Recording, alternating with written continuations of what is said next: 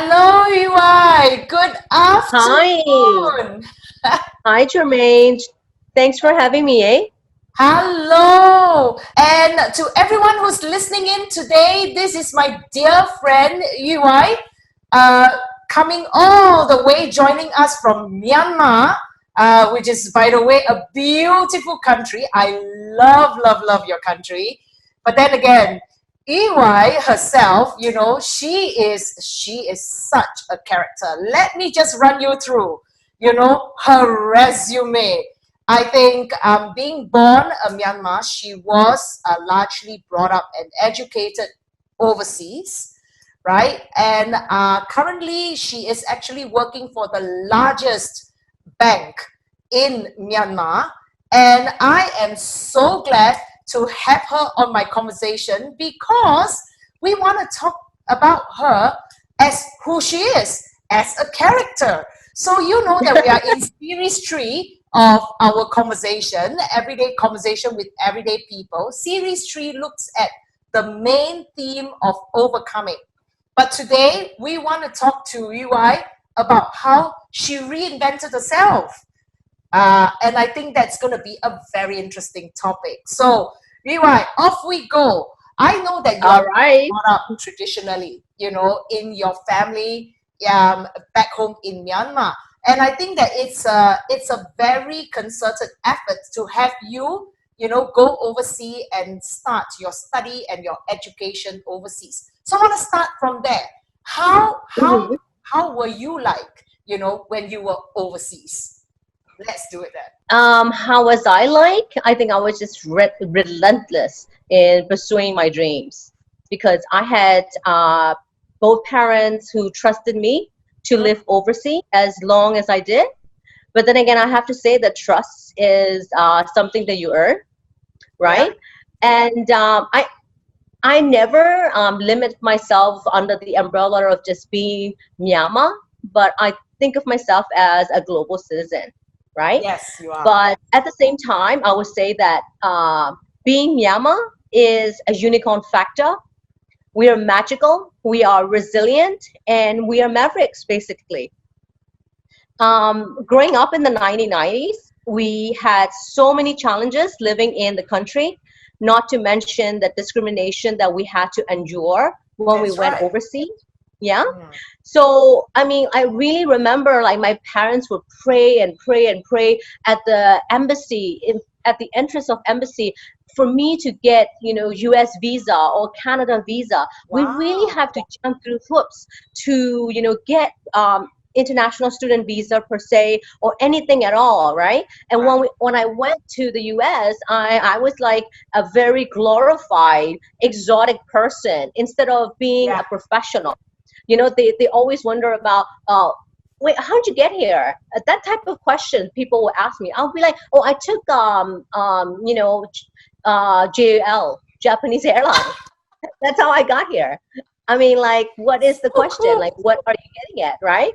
And people are just in awe and surprised by the way I speak, the way Mm. that I occupy spaces, the way I speak in meeting room, demand everybody respect.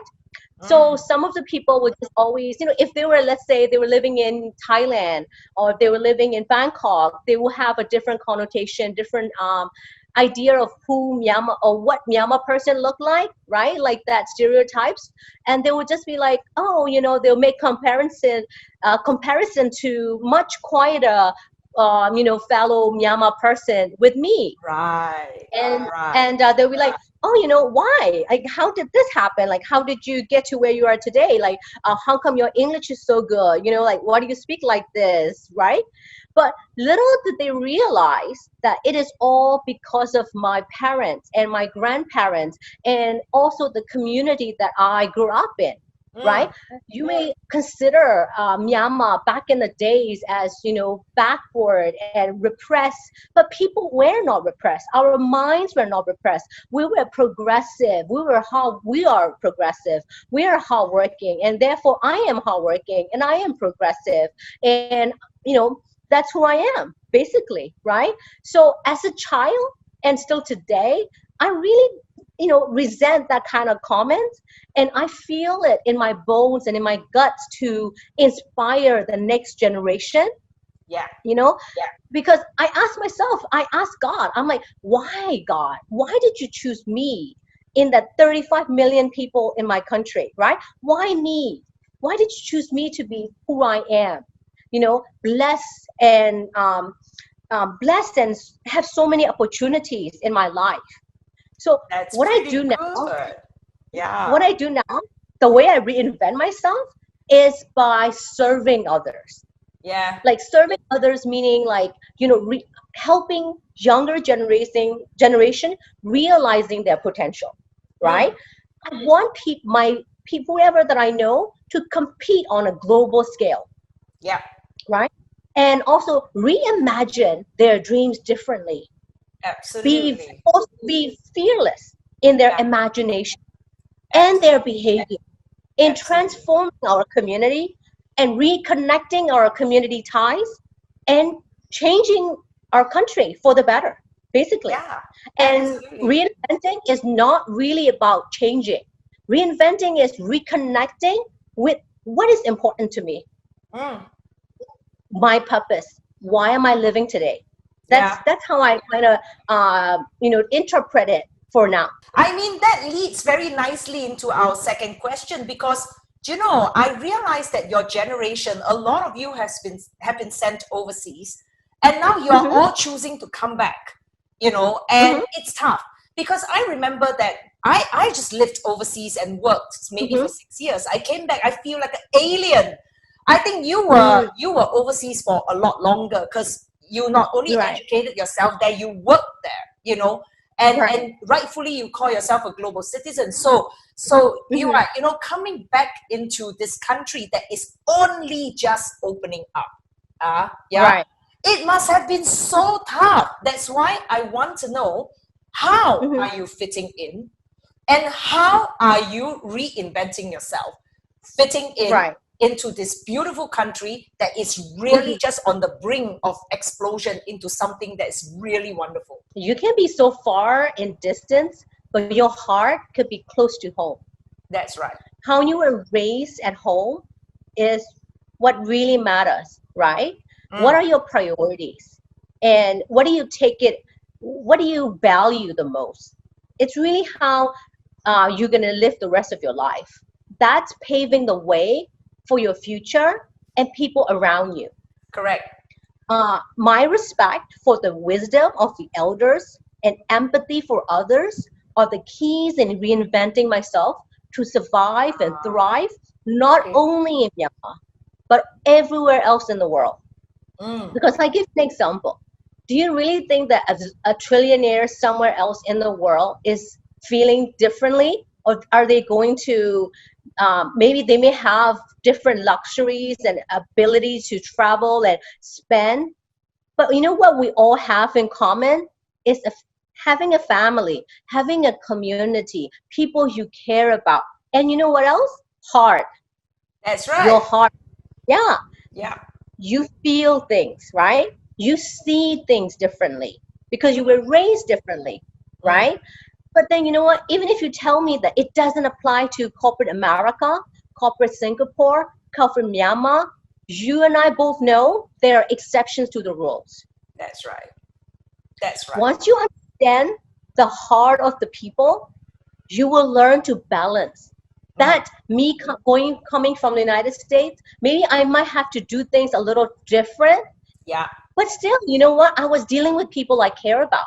People like my coworkers, right? My mentors, my friends, and whoever you have. They're still people. So understanding the heart of the people, you will learn to balance, make the right judgment calls, compromise your ways. Yeah. But you know what? That is only if you are a smart person, right? You can be Mm, hard-headed and you can apply the same rule of thumbs everywhere you go. You know yeah. what you will face is failure. I know, right? But I'm so proud of you, I mean, coming back into a country that, a lot of people are judging very, very close, because people see Myanmar, Mm, they actually don't see the real Myanmar. Until I travel to Myanmar, I don't see the real Myanmar. Now I see Myanmar as really totally beautiful, not like what everybody has said. And then also coming back to hold such an important position in really one of the largest bank. And by the way, the bank that you're with just literally is transforming themselves again and again, and you are very instrumental there. Yeah. So now it leads me to this dual personality that you obviously have. You know, you are the best of the East Midwest. You know, otherwise you cannot. It's impossible to hold that position and to transform. So basically, now I want to talk about your dual personality. How tough it is to live East Midwest. Wow, that's a long story, Germaine. And But it's a good one. it's a really good one. I mean, it's really revealing, right? Yeah. This is how I see it, right? This is how I have understood it and makes sense in my life. Yeah. I kind of see what intersectionality as your palette, right? Everyone is evolving. We human beings keep on evolving. We are changing. Our priorities are different. We are fighting different battles now, right? Some things that were important to you, 3 years time, maybe not important to you now. That's right. So my ability to adapt, forgive, learn, evolve, I see myself now coming together as a wholesome person. Okay. Not identifying myself in one dimension, right? I became, like in Myanmar, I became bolder. I became more daring. I became more confident and solid. Okay. Yeah, it's unbelievable, right? It's unbelievable that these are the characteristics that got spelled out for me. And I think it's because of the community support that I receive. Right? See. So, like, I give you an example of me performing in vagina monologues. Oh, yes. I was scared. I was like scared to be a part of this show that was like really daring and taking. It's very challenging, and I was afraid that how people will respond to me. Yeah, that's right. Yeah. And I brought my mom, my aunt, my co-workers, my friends to vagina monologues in March 2020 when I performed The Women Who Loves to Make Vaginas Happy. Yeah, I know. You told me. Right? Wow. Yeah, it's crazy. It's really daring. It's really bold. So the thing was, what I realized there and then was it was not Myanmar that was not ready. It was me who was not ready for Myanmar. I wasn't ready for Myanmar. Myanmar is ready for me, has been ready for me, was ready for me the day I was born. Glad to see that. I mean, Yu Wai, that is such a nugget of wisdom there. Sometimes I think, we worry too much about how the world sees us, instead of coming out to show who we are. And by doing that, you are actually leaving a little bit of wisdom that you have gathered so far behind and for people to follow. Thank goodness you absolutely are a path opener. I hope that a lot more young people in Myanmar can absolutely follow your footsteps, sister. So they're better than me. They are better than me. Yeah, I always think that I was the right person at the right time, and there were many people who are better than me, and that's the reason why I don't take my life for granted. Absolutely not. Yeah, I know that. I mean, having worked with you, and having been your friend, I can absolutely see that. But you know what? Our time has run out, and I thank you so much for joining me on my virtual sofa. I really hope that you are keeping safe in Myanmar, and that all of us are keeping sane, in this pandemic. I hope to give you a hug soon when the borders open and when travels are allowed again. And please come back. We miss you here in Singapore. I miss you in Myanmar. I miss Singapore. I want to be there. I know, right? Yeah. Thank you so much for having me and giving me this opportunity. I had such a blessing. Oh, thank you so much. Thank you so much. And to everyone who's listening, if you want to connect with Yu Wai, please write to us at www.elpishideout.com and we will connect you. So on that note, Yu Wai, thank you so much, and you have a wonderful, wonderful day. Bye. Thank you. Bye.